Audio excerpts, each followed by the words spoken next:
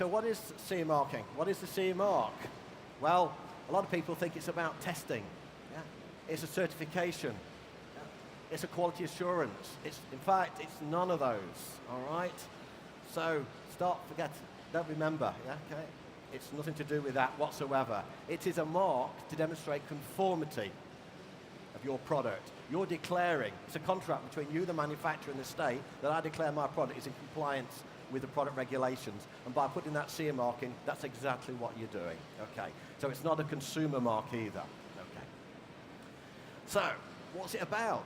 Well, this is a hot topic.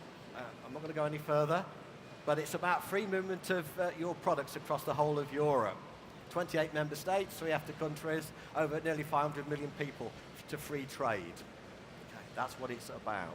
Okay, it's about product regulation.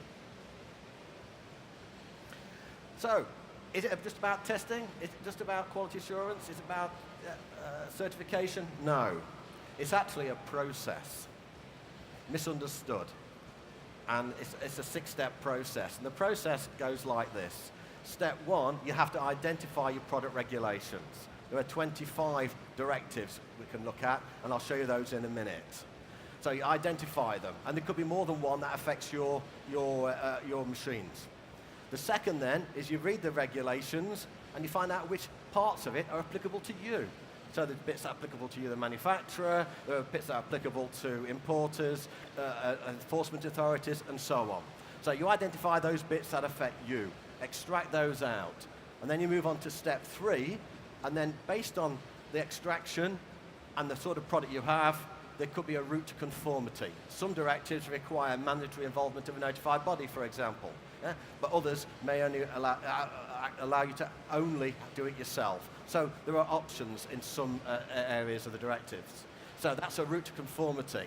The next step is, once you know your route, you have to assess your product or your machinery to the requirements of the directive, primarily the essential requirements. So there are assessments to carry out. This is what we normally call testing, but it's not. It's about assessing. It covers risk assessments, it covers identifying the essential requirements in the directive and seeing if you've met them. And it's not all about testing. So you go through the assessment process, then the next step is you compile the technical documentation, another legal requirement that you must have, and that information again is in the directive. And finally, there is a declaration itself. A lot of people call it a certificate of conformity, which is absolutely rubbish. It's called a declaration of conformity, and it's that legal entity that you, the manufacturer, will have when you sign that document, yeah, and put that into your technical file. Those last 2 items have to be kept for 10 years, yeah, for the last product that you place on the market. So it's a 6-step process. So what regulations apply? Well, the first 2 columns show us the product regulations for CE marking. There's actually 25 of those. First column starts off with the low voltage, EMC, and machinery. They're the most common 3 that you find on your types of equipment here today. But it could even involve ATEX, where you're processing in explosive atmospheres, gaseous or dust, and you might invoke things like pressure equipment directive as well. So they're the most common items you would find. And there could be all of those directives that apply to your machinery. Okay, it's not necessarily just one. So if you've got power moving parts, it's a machine. If it's got electrical, it invokes the low voltage. If it goes into explosive atmosphere, then it's ATEX, and so on and so forth. So it's not just the machinery directive that applies. This mustn't be confused with what we consider work placement regulation, where you in the workplace have to make your place safe using your equipment. But in the first place, it has to be compliant with the regulations. So you've got something like the machinery directive, which is your product regulations, but for work placement, you'd have something like PURE, Provision of Use of Work Equipment Regs. This is merely to expand upon that. So to differentiate, you design and develop a machine, you place it on the market, a manufacturer starts to use it. It needs to be placed on the market CE compliant. So the manufacturer now, who's using this machine, has to put it into their workplace and make sure that the environment it's fit into and all the equipment and ancillaries around it, is a safe workplace. And the first starting point is when they do PURE, is the machinery itself already compliant? And that's where the CE marking comes into place. There's been a lot of changes, certainly last year. There's a lot of directives that have changed, but not the machinery directive itself. So you've got the low voltage, the EMC, the ATEX, pressure equipment, and radio equipment all changed face last year, came into force, primarily to do a number of things. There were some small technical changes that did affect manufacturers a little bit, in particular risk assessment. So that's been now a formal requirement under the new directives, but the machinery directive already had that in place. And there's also clear requirements for other operators, importers, for example. Do we have any importers here today of machinery? If we do, yes, there are some very key responsibilities set out in the directives for those as well. And the declarations themselves, they've changed. They've gone from an EC declaration of conformity to an EU declaration of conformity. So if you want to make sure that your declarations are correct, make sure you read the declarations. So what's changed in these directives is the provision of new economic operators. They've actually brought them out and been very specific what those responsibilities are. So you've got the manufacturer, the importer, the distributor, and the authorized representative. And they set out in the articles of the directive clearly what needs to be required and obligations of those economic operators. One comment to note, though, is if any of you import machines, for example, and you rebrand them, you will automatically become the manufacturer, or the manufacturer's responsibilities. Okay, so rebranding means you are the manufacturer. So to give you an idea, typically in these new directives, it sets out a whole summary of obligations in one of the articles, and it's no different to what you should be familiar with anyway for the manufacturer. That is, you do the 6 steps that we talked about a little earlier on. This is a way of describing it in a different form, i.e. you identify the directives, you do assessment against the directives, you meet the central requirements, you produce some technical documentation, and you issue a declaration and put a CE mark on your equipment. But it does go on to talk about obligations for serious production control and also for sample testing as well. But more importantly, what's new is responsibilities for importer. I won't go through the whole of it, but line item number 1, importers shall only place compliant products on the market. How do you do that? I'm importing a machine from China. I don't know it's compliant. Okay? It says you have to follow a conformity procedure. You have to have the technical documentation and the CE mark. Okay. So it's setting out formal requirements that the importer must have. So be careful. Make sure you understand those responsibilities. But let's go back to the machinery directive. 2006/42 EEC. It's been around a long time, since 2009 when it was changed, and it hasn't been changed yet since. Okay, so it's still the same. If you're not familiar with the machinery directive, it actually defines 7 different categories of machines. I'll come on to on the next slide. But in short, it's anything that's powered, that's got linked parts, will be considered potentially a machine. I'll come on to the definitions in a minute. But as I say, the 7 categories are machinery. That's what we're going to talk about on the definitions. But you can also have interchangeable equipment. An example of that is something like a JCB, where you've got a bucket hoe on the end of the JCB, and you take that off and you put a drilling machine on the end of it. That's interchangeable to the original machinery placed on the market. Safety components is another example. Static components, something like a guard, is a safety component. But sometimes what's forgotten is electronic components can be a safety relay. That fits into a low LV cabinet, a low voltage distribution cabinet, control cabinet. That's a safety component as well. Nothing to do with power moving parts, that are linked together. Lifting accessories and chains, ropes and webbing, anything to do with lifting, that's part of the machinery directive as well. And the last 2, removable mechanical transmission devices, things like PTOs. And finally, partly completed machinery. I notice, for example, around the place we see a few robots. They would be considered partly completed machinery. And in fact, the guidance notes, I've actually updated that to say that this is actually the case. All right. So if it's not compliant fully with the machinery directive and it's got power moving parts, then it must be considered partly completed machinery. What I will say though, if anybody does supply partly completed machinery, then that's good news because you issue a declaration of incorporation and that's a nice get out of jail card because it protects you, puts the responsibilities back onto the manufacturer incorporating that partly completed machinery. So there are some definitions. 1, 2, 3, 4, 5 definitions. The first 5 is about power moving parts and an assembly of those parts, yeah. But finally, the last part is where it's human effort. So if you've got machinery which is powered by human effort and it's for lifting purposes only, that will also fall under the machinery directive. So I went on holiday to Cuba and found a holiday snap of a well which had a bucket going down the well, a rope, a couple of pulleys connected to a lever, and it was powered by a horse. So in Europe, that would be considered, yeah, a machine under the machinery directive. Just thought I'd let you know. Okay, unless it's powered by a human being. There are some definitions that you need to think about. And again, this is about how you use your machinery. There are two. Definition is placing on the market and putting into service. There is some confusion here. A lot of manufacturers believe it's all about if you develop a machine, place it on the market, yeah, for somebody else to use, yeah, you place it on the market. Okay, that's fine. But if you use it for yourself, it doesn't need to be CE-marked. But under the machinery directive, it says and putting into service, and that's a key definition. Putting into service means for own use as well, and therefore it must be CE-marked. Okay.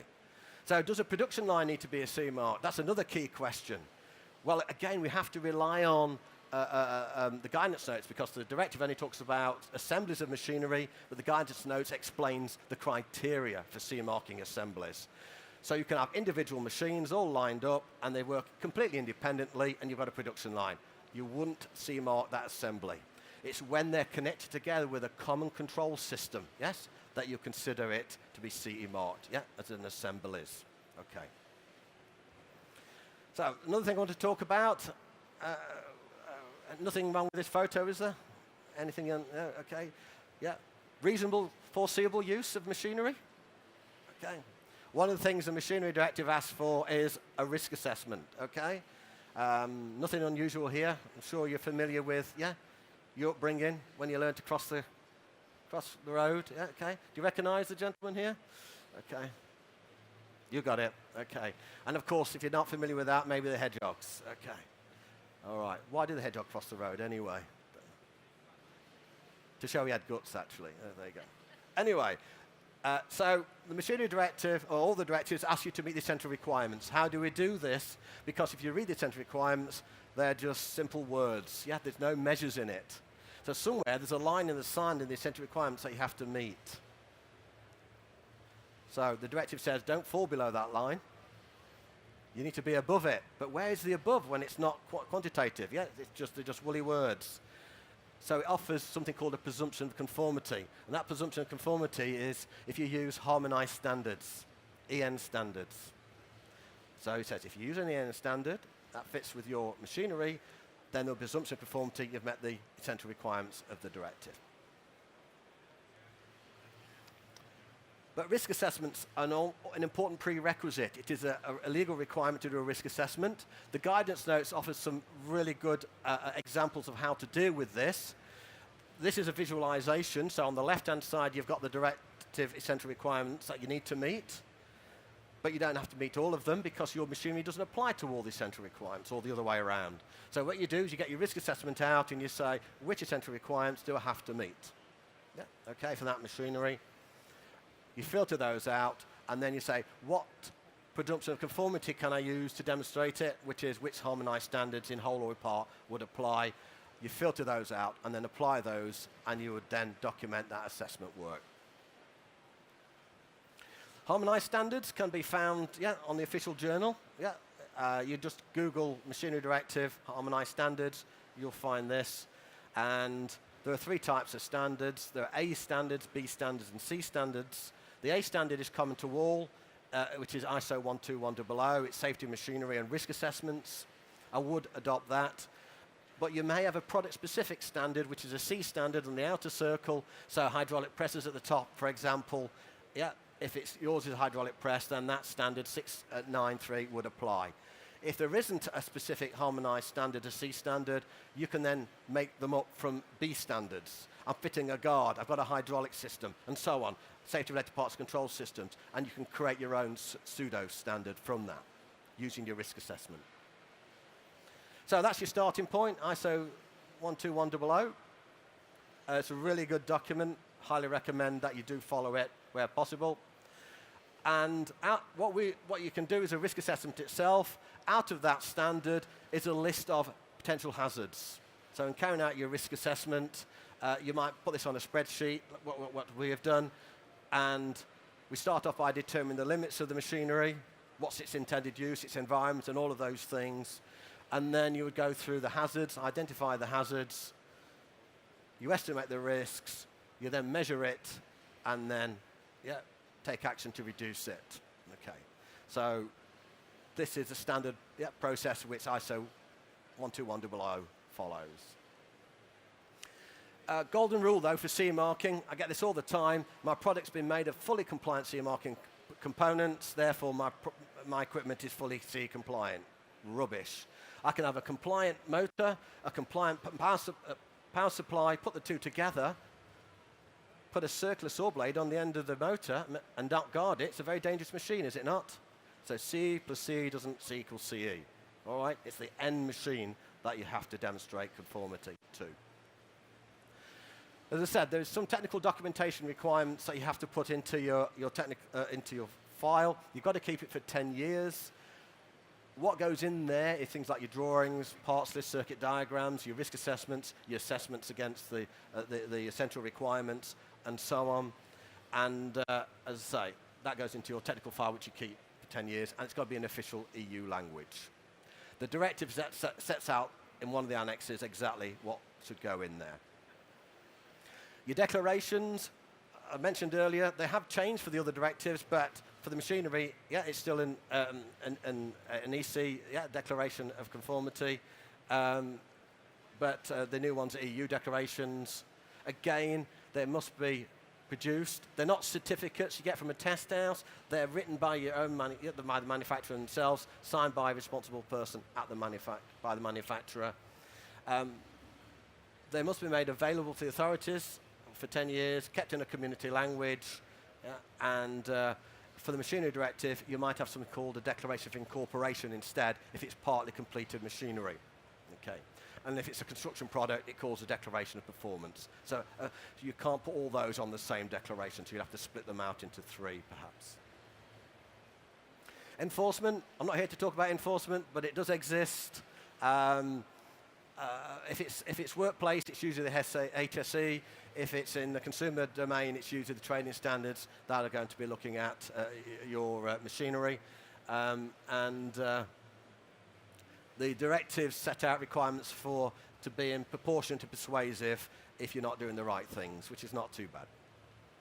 So to summarize, what I've been saying is you design compliance in, you don't bolt it on at the end, all right? So you design CE marking in right from the outset. So you design a safe functional system. You identify the directives, because more than one could apply to your equipment. You look at the route to conformity. Hopefully it's self-declaration for most machinery. And if possible, yes, use compliant components. It goes a long way, but recognizing C plus C doesn't equal CE. Do your risk assessment, again, legal requirement. Assess the products against the directives, perhaps using harmonized standards, which is the best route to conformity. Compile your technical documentation, draw up the declaration, and affix that CE mark together with other markings that the directive and the standards require of you. Okay. So that really concludes my presentation, other than the fact that if you need to know any more, we are a group of consultants in CE marking. If you need any help, that's what we're about. We can do consultancy, we can do testing, and we can do training. All right, so there are some flyers around. I think there's a couple of things to bear in mind. That we've got a members meeting seminar coming on in November. which is quite a hot topic. So if you're not a member, you'd like to come to that, yeah, you're more than welcome to do that. But again, we've got a handout with some training on it as well. Thank you. Thank you, everybody.